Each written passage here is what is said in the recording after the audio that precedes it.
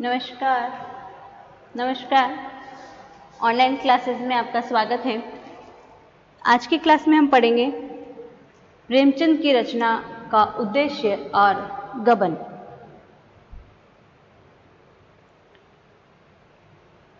तो गबन की रचना के उद्देश्य और रचना की जो सौउद्देश्यता है उसके संबंध में प्रेमचंद के विचारों पर हम चर्चा करेंगे। उन ऐतिहासिक घटनाओं जिससे प्रभावित होकर के प्रेमचंद ने इस उपन्यास के कथानक में भारत का जो राष्ट्रीय आंदोलन है उसका चित्रण किया, उसका भी परिचय प्राप्त कर सकेंगे। और इस उपन्यास में महिलाओं से संबंधित जो सामाजिक राजनीतिक मुद्दे उठे हैं उनकी भी चर्चा हम करेंगे। तो प्रेमचंद देश कालबद्ध रचनाकार हैं। उनके उपन्यास और कहानियां अपने समय का एक दस्तावेज है। जब पूरा देश स्वाधीनता पाने के लिए आंदोलित हो रहा था तब प्रेमचंद जैसा सजग और सचेत कलाकार इससे अलग कैसे रह सकता था।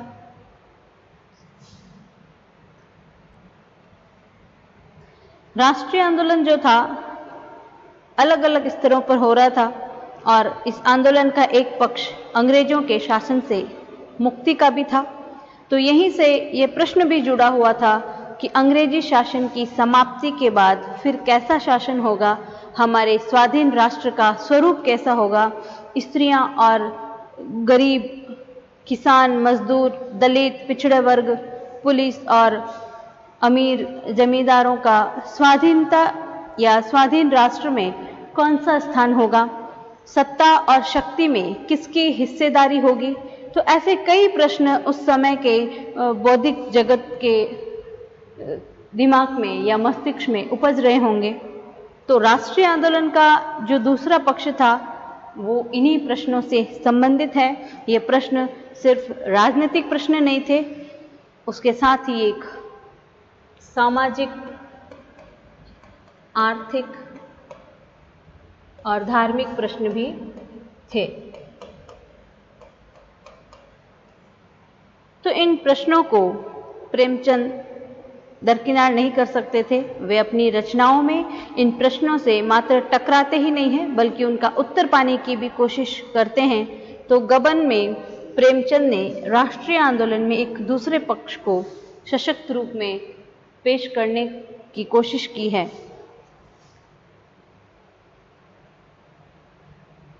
प्रेमचंद की जो रचना है उसका उद्देश्य क्या है और गबन की भूमिका हम देखेंगे।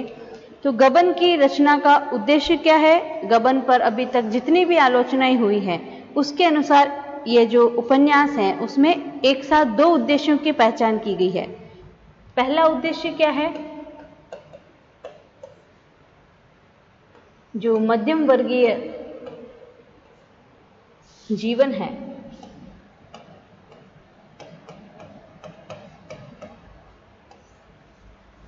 उसकी कथा है, मध्यम वर्गीय जीवन की कथा। और दूसरा उद्देश्य है जो राष्ट्रीय आंदोलन है उससे उत्पन्न जो राजनीतिक प्रश्न है उसका वर्णन करना। तो इसी कारण से इसमें रचनात्मक दोष भी देखा गया है, क्योंकि दो उद्देश्य होने के कारण रचना में जोड़ दिखाई देता है। तो प्रश्न अब ये बनता है कि क्या सही में प्रेमचंद की इस रचना में दो उद्देश्य एक साथ हैं। तो इस प्रश्न का उत्तर जानने के लिए हम इस उपन्यास के उद्देश्य के संदर्भ में प्रेमचंद के जो विचार हैं उनको जानेंगे।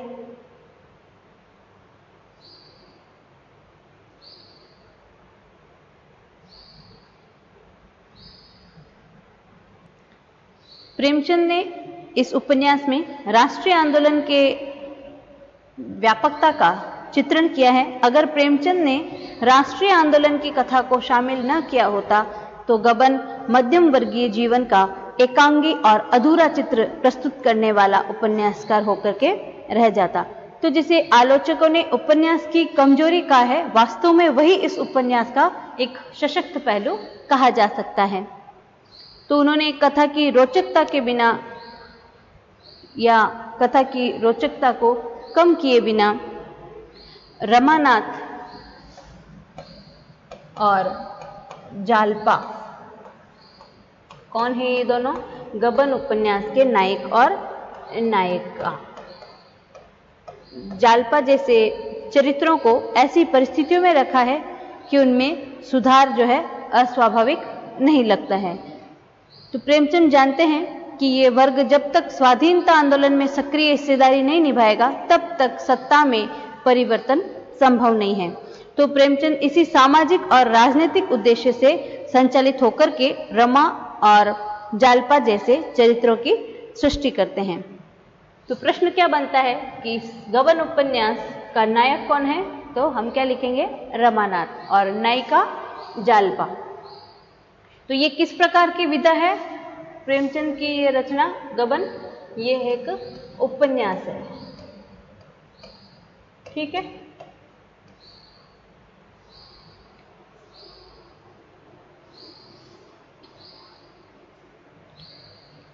जालपा मध्यम वर्ग की महिला का प्रतिनिधि चरित्र है और ऐसी महिलाओं का जीवन गहनों की आकांक्षा और परिवार और पति की सेवा में ही उनका जीवन जो है कट जाता है। तो प्रेमचंद ने इस चरित्र को जिन परिस्थितियों में रख करके उसमें परिवर्तन दिखाया वह बिल्कुल स्वाभाविक लगता है। तो जालपा को क्या प्रिय है? गहने। और वैसे हमने क्लास में पढ़ा ही था ये उपन्यास पूरा। तो कौन सा गहना प्राप्त करना चाहती है जालपा? चंद्रहार, है ना।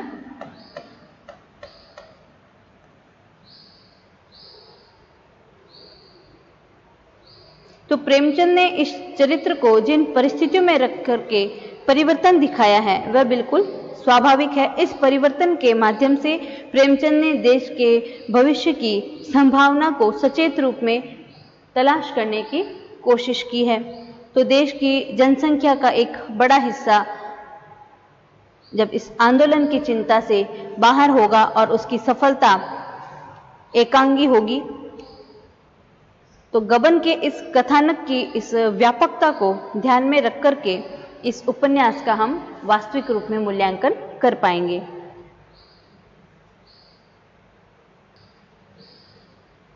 गबन का जो उत्तरार्ध है, जो अंतिम उपन्यास के जो अंतिम दृश्य है, उनमें पूरे का पूरा क्रांतिकारियों के खिलाफ पुलिस के जो झूठे केस हैं उसकी दास्तान है। विभिन्न आलोचकों ने इस ऐतिहासिक राजनीतिक संदर्भ को महत्वपूर्ण माना है। तो अंग्रेजी साम्राज्यवाद के विरोध में भी जो क्रांतिकारी चेतना है उसे उभरने से रोकने के लिए मेरठ षड्यंत्र केस चलाया गया था। तो 20 मार्च 1929 को पूरे देश में गिरफ्तारियां हुई थी और मेरठ में मुकदमा चला। तो इसके परिणाम स्वरूप पूरे देश में सनसनी फैल गई थी और प्रेमचंद का इस घटना से प्रभावित होना स्वाभाविक था और यह प्रभाव कलकत्ता के झूठे मुकदमे के रूप में देखा जा सकता है। ठीक है, तो गबन उपन्यास की जो कहानी है वो कहां से संबंधित है? प्रयाग और कलकत्ता, है ना। प्रयाग और कलकत्ता से संबंधित है।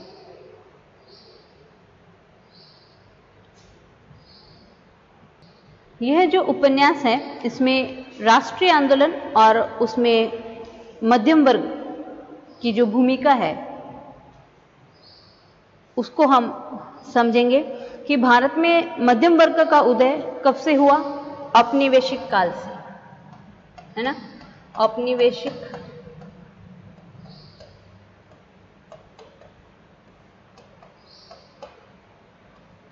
और इस मध्यम वर्ग का संबंध औपनिवेशिक पूंजीवाद से था।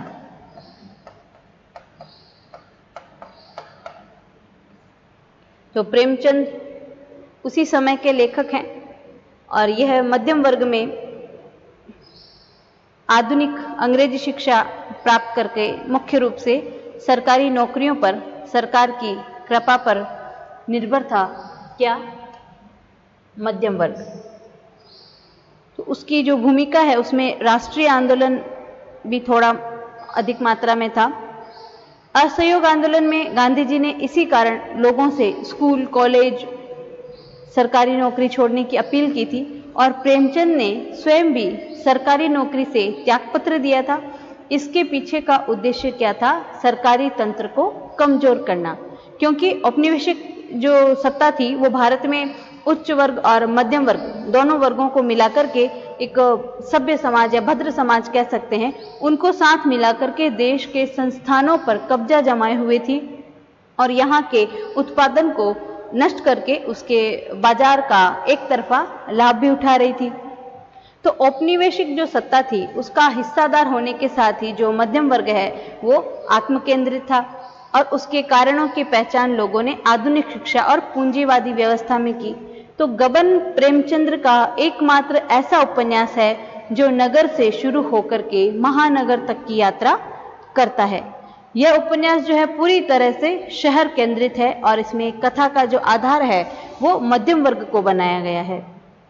तो यही कारण है कि उपन्यास में जो चरित्र उभर करके आए हैं उसमें एक और प्रेमचंद ने मध्यम वर्ग की सीमाओं को रेखांकित किया है और दूसरी तरफ उसी मध्यम वर्ग की संभावनाओं को भी दिशा देने की कोशिश की है। तो इस उपन्यास में प्रतिनिधि पुरुष पात्र के रूप में है रमानाथ। रमानाथ आधुनिक शिक्षा प्राप्त एक फैशनेबल युवक है और रमानाथ के चरित्र पर विचार करते हुए हम इकाई जो 17 है उसमें देखते हैं कि वह दिखावा को आवश्यक मानता है। वह इतना व्यक्तिवादी है कि अपनी पत्नी तक से न सिर्फ अपनी वास्तविक स्थिति को छिपाता है बल्कि उसके सामने डींगे भी हाँकता है और अपनी कमजोरियों को वह सबसे छिपाता है। यही उसकी परेशानी का कारण भी बनता है। तो जब उसे नौकरी मिलती है तब भी वह सबसे अपनी वास्तविक आमदनी को भी छुपाता है। जो वह है और जो वह होना चाहता है उसके बीच की खाई को उसने दिखावे से ढकने की कोशिश की। इसके कारण वह रिश्वत लेता है और अंत में गबन के आरोप में फंस जाता है। तो कलकत्ता में पुलिस के चंगुल में फंस जाने पर अपने लाभ के लिए वह झूठी गवाही देने को तैयार हो जाता है और व्यक्तिगत लोभ के लिए और रमानाथ स्वाधीनता आंदोलन के जो नायक हैं उनके खिलाफ डकैती और देशद्रोह की झूठी गवाही तक दे देता है। उसकी जो सारी जो क्रियाशीलता है वो किस पर केंद्रित थी? स्व केंद्रित है। लेकिन ऐसा नहीं है कि उसके अंदर भावनाओं का अभाव था। वह सुविधाजीवी है, खतरों से उसे डर लगता है। उसके अंदर सुविधाजीवी और उसके नैतिक मन में द्वंद्व चलता रहता है, लेकिन जीत हर बार सुविधाजीवी मन की होती है। नैतिक मन बार बार हारता है क्योंकि नैतिक रास्ते पर चलने से खतरों और असुविधाओं का सामना करना पड़ेगा और ये सोच करके वह हर बार नैतिकता को दबा देता है। तो उस समय जो राष्ट्रीय आंदोलन हो रहे थे उसमें नैतिक होते हुए भी वह राष्ट्रीय आंदोलन खतरनाक था और असुविधाजनक था। तो इसके खिलाफ अंग्रेजों का साथ देने से व्यक्तिगत लाभ और सुविधाओं की प्राप्ति संभव थी। तो रमानाथ ही नहीं, उसके जैसे कई मध्यम वर्ग के लोग इस लाभ के लिए अंग्रेजों का साथ दे रहे थे। पुलिस से लेकर के नौकरशाह सब अपनी तरक्की पाने के लिए उस आंदोलन को कमजोर बनाने का काम कर रहे थे। तो गबन उपन्यास में कलकत्ता की घटना के माध्यम से प्रेमचंद जी ने बहुत ही सूक्ष्मता के साथ मध्यम वर्ग की इस समस्या को दिखाया है।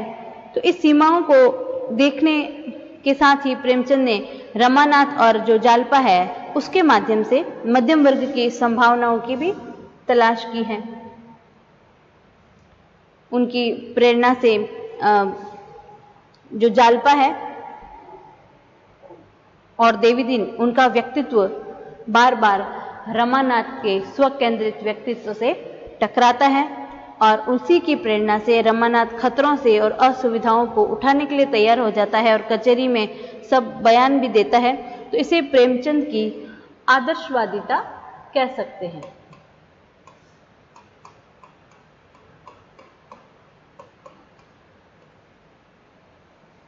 लेकिन इस आदर्श के पीछे उनकी जो दृष्टि है वो राष्ट्रीय आंदोलन में मध्यम वर्ग की भूमिका और उसकी जो संभावनाएं तलाश कर रही है, क्योंकि राष्ट्रीय आंदोलन की सफलता बहुत दूर तक इसी मध्यम वर्ग पर टिकी थी।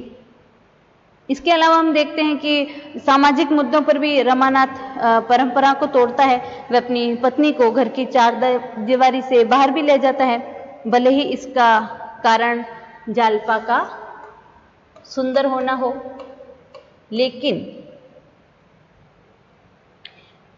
पूंजीवादी जो पुरुषवादी मानसिकता है, जो औरतों को चार दीवारी में बंद करना चाहते हैं, तो ये मध्यम वर्गीय पूंजीवादी पुरुषवादी मानसिकता जो है पुराने सामंती पुरुषवादी मानसिकता को तोड़ने वाला है। इस रूप में उसकी प्रगतिशील भूमिका को भी पहचाना जा सकता है।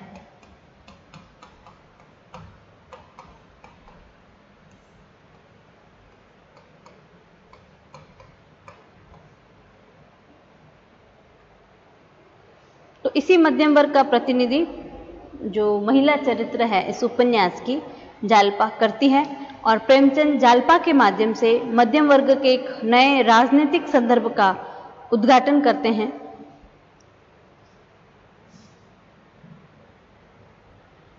अभी हमने जालपा के चरित्र के विकास की चर्चा की, तो प्रश्न यह है कि आखिर जालपा की जो सास है, कौन? रामेश्वरी, तो उनके चरित्र का इतना विकास क्यों नहीं होता है? तो इसका सीधा सा उत्तर है कि रामेश्वरी एक परंपरागत चरित्र है, जिसकी सीमा घर की चार दीवारी है, जो परंपरा से तय अपनी जो भूमिका है उसको निभाती है। वो भूमिका कौन सी? माता और पत्नी की। सत्ता में वह निर्णय लेने पाने की भूमिका नहीं निभाती है, चाहे वह परिवार के अंदर हो या फिर सामाजिक या राजनीतिक प्रकार के निर्णय। तो यही कारण है कि उसका अपना व्यक्तित्व नहीं बन पाया। ठीक है, तो जालपा भी जब तक घर की चार दीवारी में रहती है तब तक उसकी भूमिका भी घर की बहू या पत्नी की होती है, लेकिन रमानाथ के जाते ही वह अपनी जिम्मेदारियों का विस्तार करती है और यहीं से वह सत्ता में हिस्सेदारी करने लगती है, और उसके साथ ही उसका जो व्यक्तित्व है वो निखर करके आता है। तो प्रेमचंद जिस समय के रचनाकार हैं, उस समय औरतों को न तो परिवार के अंदर और न ही सामाजिक राजनीतिक स्तर पर किसी भी तरह का निर्णय लेने का अधिकार था। तो स्त्री शिक्षा का सवाल, बाल विवाह, अनमेल विवाह, विधवा विवाह, स्त्रियों की जो आर्थिक सुरक्षा है उसका सवाल, इन सभी मुद्दों पर उस समय का जो हिंदू समाज है उनके चिंतन के समय से गुजर रहा था। तो इन सवालों का उद्देश्य महिलाओं के सशक्तिकरण और उनकी सत्ता में हिस्सेदारी का था। तो इन सवालों का संबंध हिंदी समाज के नवजागरण से था। ये सभी सवाल प्रेमचंद के अंदर भी हलचल पैदा कर रहे थे। तो यही कारण है कि उन्होंने अपने सभी उपन्यासों में महिलाओं का गंभीरता से चित्रण किया है।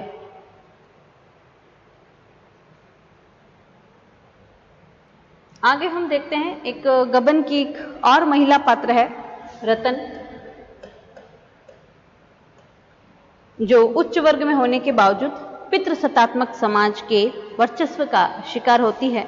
वह भी मध्यम वर्ग की औरतों की तरह ही असुरक्षित है, और इस असुरक्षा का कारण उनका रक्षा पालन के लिए परिवार और समाज पर निर्भर होना।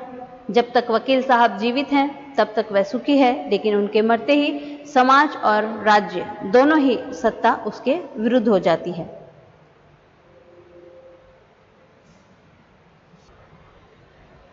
तो इन सब का अध्ययन करने के बाद हम ये देख सकते हैं कि राष्ट्रीय आंदोलन में दो स्वर प्रमुख हैं, एक स्वाधीनता का और दूसरा नवजागरण का।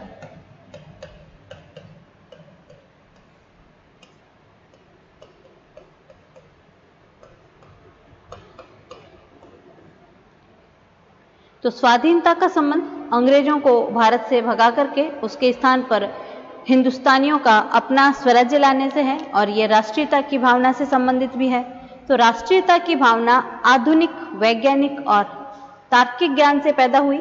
इसी आधुनिक वैज्ञानिक और तार्किक ज्ञान के कारण समाज में जो परिवर्तन हुआ उसे नवजागरण कहा गया।